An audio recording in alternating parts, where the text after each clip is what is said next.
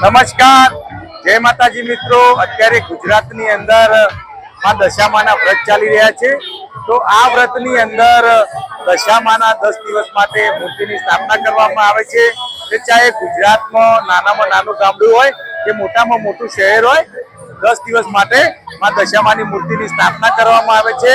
અને આ 10 દિવસ પૂરતો ભક્તો ઉપવાસ કરે છે અને માની પ્રાર્થના કરે છે, શ્રદ્ધાથી પ્રાર્થના કરે છે અને 10 દિવસ ખૂબ ઉત્સાહથી માનો આ પ્રસંગ છે એને ઉજવે છે। તો મિત્રો, આજે આપણે અમદાવાદમાં જે મેન મુખ્ય મૂર્તિઓ દશામાની બનાવવામાં આવેલી છે, તો આજે એ મૂર્તિઓના હું તમને વિડીયો બતાવીશ। જો મારો વિડીયો પસંદ આવે તો વિડીયોને લાઈક કરજો અને તમારા મિત્રો સાથે શેર કરજો। અને હજુ સુધી તમે મારી ચેનલને સબસ્ક્રાઇબ નથી કરી તો મારી ચેનલને સબસ્ક્રાઇબ કરજો। તો વિડીયોની શરૂઆત કરીએ છીએ। તો મિત્રો, અત્યારે આપણે સૌથી પ્રથમ અમદાવાદના મેઘાણીનગર વિસ્તારમાં આવી ગયા છીએ અને અહીં આપ જોઈ શકો છો કે અત્યારે શ્રાવણ મહિનો ચાલી રહ્યો છે। તો અહીં શંકર ભગવાનની પણ મૂર્તિ મૂકેલી છે। અહીં મોટો હિમાલય પર્વત બનાવ્યો છે અને શંકર ભગવાનની મૂર્તિ અહીં મૂકેલી છે। તો અત્યારે આપ શંકર ભગવાનના દર્શન કરી રહ્યા છો। તો અત્યારે આપણે અંદર જઈ રહ્યા છીએ। આપ જોઈ શકો છો કે અહીં નાનકડો ગેટ આપેલો છે। તો ગેટની અંદરથી આપણે એન્ટ્રી થવાનું છે। રહ્યા છો કે અહીં બરફની પાટ મૂકેલી છે અને ભક્તો બરફની ઉપર ચાલી રહ્યા છે।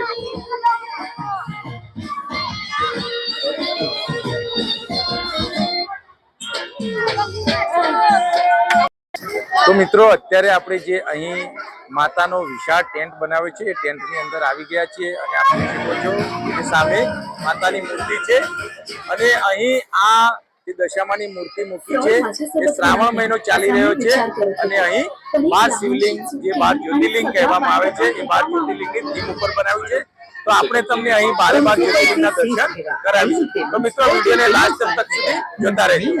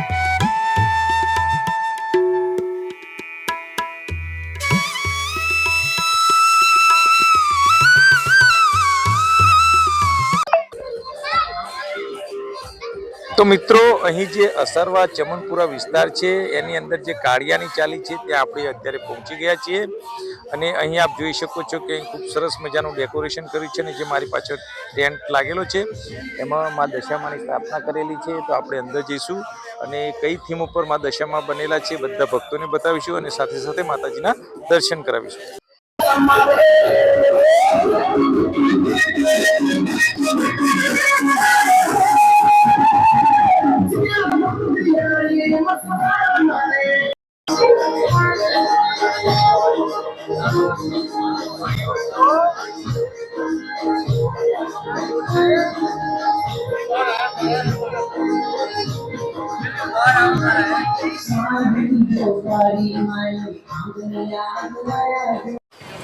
તો મિત્રો, આની પહેલાં આપણે તમને જે અસારવા ચમનપુરા એરિયા કહેવાય છે એની અંદર કાળિયાની ચાલીમાં ગામડાની થીમ ઉપર જે દશામાની મૂર્તિ બનાવી છે એના દર્શન કરાવ્યા અને હવે આપણે પહોંચી ગયા છીએ બાપુનગરના ભીલભંજન માર્કેટમાં.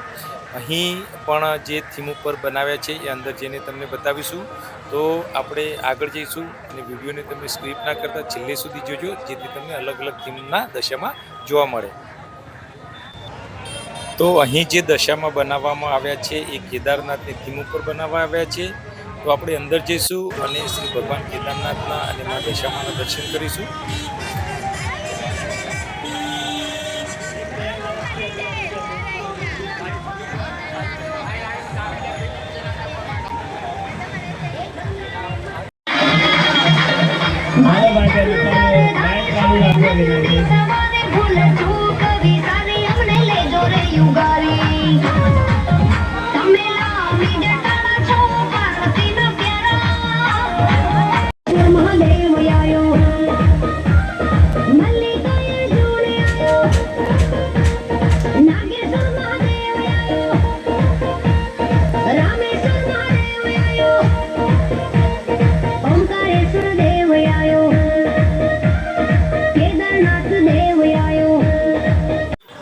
તો મિત્રો, અહીંયા આપણે તમને બાપુનગરના ભીલભંજન માર્કેટમાં જે દશામાં બનાવેલા છે એ કેદારનાથની થીમ ઉપર બનાવેલા છે.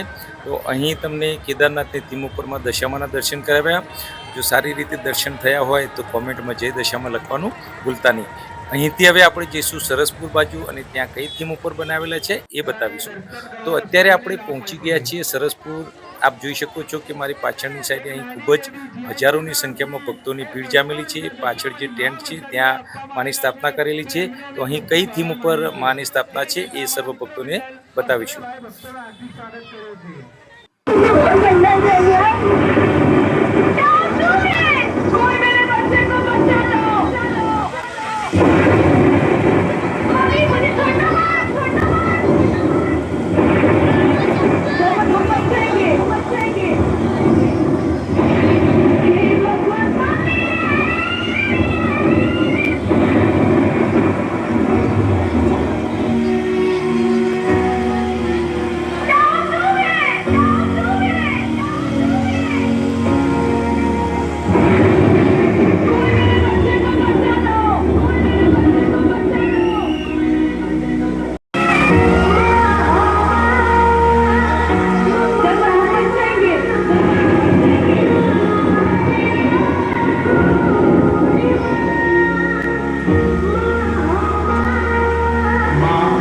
सीने से जच्चा उसका मासूम बेटा मौत के बाद मां की पकड़ धीरे ही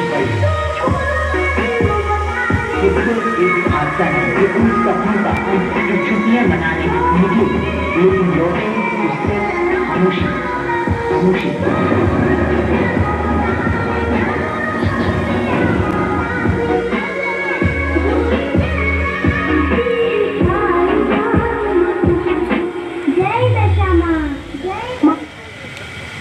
દશામાત કી જય.